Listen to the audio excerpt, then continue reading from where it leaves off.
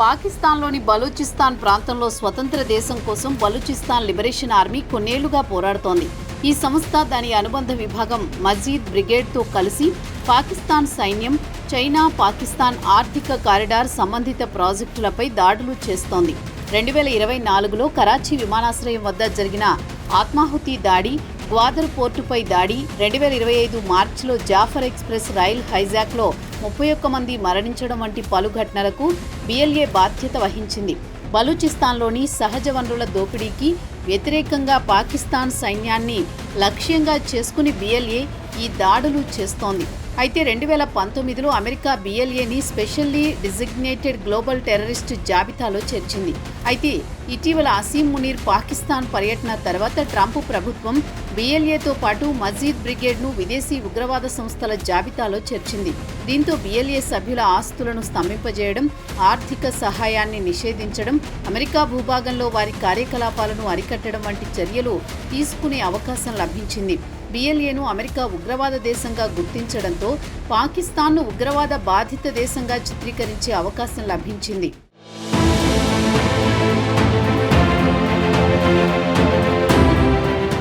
Operation Sindoor ముగిసిన తర్వాత తొలిసారిగా అసీం మునీర్ జూన్లో అమెరికాలో పర్యటించారు.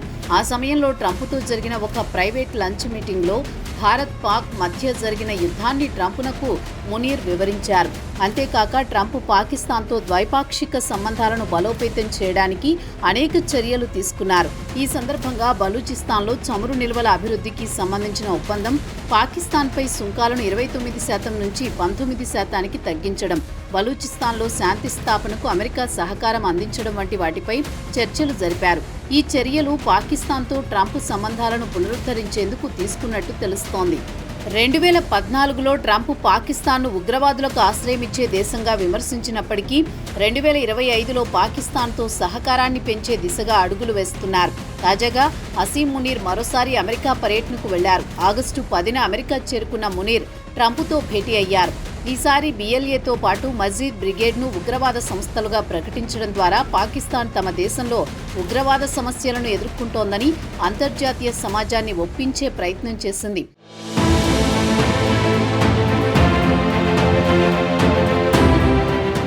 ఈ ఏడాది ఏప్రిల్లో పాకిస్తాన్కు చెందిన ది రెసిస్టెన్స్ ఫ్రంట్ అనే లష్కరే తోయిబా ప్రాక్సీ సంస్థ పహల్గామ్లో పర్యాటకులపై దాడి చేసింది. ఈ దాడిలో 26 మంది భారతీయులు ప్రాణాలు కోల్పోయారు. ఈ దాడికి టీఆర్ఎఫ్ బాధ్యత వహించింది. దీంతో భారత్ ఆపరేషన్ సింధూర్ పేరుతో పాకిస్తాన్లోని ఉగ్ర శిబిరాలపై భీకర దాడులు చేసింది. ఈ దాడుల్లో 100 మందికి పైగా ఉగ్రవాదులు ప్రాణాలు కోల్పోయారు. జూలై నెలలో అమెరికా టీఆర్ఎఫ్ను విదేశీ ఉగ్రవాద సంస్థగా ప్రకటించింది. దీని కారణంగా పాకిస్తాన్పై ఉగ్రవాద ముద్ర మరింత పెరిగింది. టీఆర్ఎఫ్ని ఎల్ఈటీ ప్రాక్సీగా గుర్తించడంతో పాకిస్తాన్ దానిని తిరస్కరించింది. టీఆర్ఎఫ్ ఒక స్థానిక సంస్థ మాత్రమేనని వాదించింది.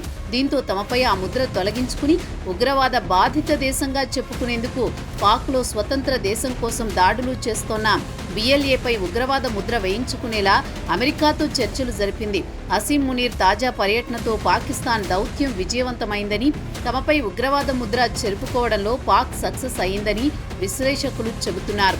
గతంలో పాకిస్తాన్లోని బిఎల్ఏకు భారత్ మద్దతు ఇస్తోందని పాకిస్తాన్ ఆరోపించినప్పటికీ దానికి ఎలాంటి ఆధారాలు చూపలేకపోయింది.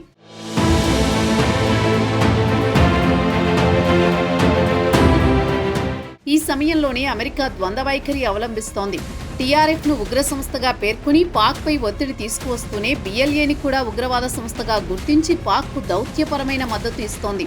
అమెరికా తీసుకుంటున్న నిర్ణయాలు భారత్పై ప్రభావం చూపించే అవకాశం ఉన్నాయి. ఇప్పటికే రష్యా నుంచి చమురు కొనుగోలు చేయడం వల్ల అదనంగా 25% టారిఫ్లు విధించడంతో మొత్తంగా భారత్ వస్తువులపై టారిఫ్లు 50%కి చేరుకున్నాయి. ఇక బిఎల్ఏను ఉగ్ర సంస్థగా గుర్తించి పాక్ను ఉగ్రబాధిత దేశంగా చూడడంపై భారత విదేశాంగ శాఖ ఇంకా అధికారికంగా స్పందించలేదు. అమెరికా చర్యల వల్ల ఇరు దేశాల మధ్య సంబంధాలు దెబ్బతినే అవకాశం ఉందని విశ్లేషకులు హెచ్చరిస్తున్నారు. భారత్ గతంలో బలూచిస్తాన్లో మానవ హక్కుల ఉల్లంఘనలను ప్రస్తావించింది. ఇప్పుడు BLAని ఉగ్రవాద సంస్థగా ప్రకటించడం వల్ల అక్కడ జరుగుతున్న మానవ హక్కుల సమస్యను అంతర్జాతీయ వేదికలపై చర్చించడాన్ని కష్టతరం చేసినట్టు అవుతోంది. ప్రస్తుతం పాకిస్తాన్ అమెరికా సహాయంతో తమ దేశంలో ఉగ్రవాదాన్ని ఎదుర్కొంటున్నట్టు ప్రపంచ దేశాల ముందు ప్రొజెక్ట్ చేసే ప్రయత్నం చేస్తోంది. దీంతో ఇప్పటికే ఆర్థిక సంక్షోభంతో కొట్టుమిట్టాడుతోన్న తమకు ఇతర దేశాల నుంచి ఆర్థిక, సైనిక సహాయాన్ని పొందవచ్చని ప్లాన్ చేస్తోంది. ఈ నేపథ్యంలో ట్రంప్ బలూచిస్తాన్లో చమురు నిల్వల అభివృద్ధికి సహకరించడం ద్వారా పాకిస్తాన్తో ఆర్థిక సంబంధాలను బలోపేతం చేస్తున్నారు. ప్రస్తుతం బలూచిస్తాన్ ప్రాంతంలో జరుగుతున్న సిపెక్ ప్రాజెక్టులను లక్ష్యంగా చేసుకుని BLA దాడులు చేస్తోంది. ఇప్పుడు ట్రంప్ BLAను ఉగ్రవాద సంస్థగా ప్రకటించడంతో చైనాకు కూడా లాభమవుతుందని విశ్లేషకులు చెబుతున్నారు. ఈ పరిణామాలు రాబోయే నెలలో భారత్, పాకిస్తాన్, అమెరికా సంబంధాలపై ఎలాంటి ప్రభావం చూపిస్తుందో వేచి చూడాలి.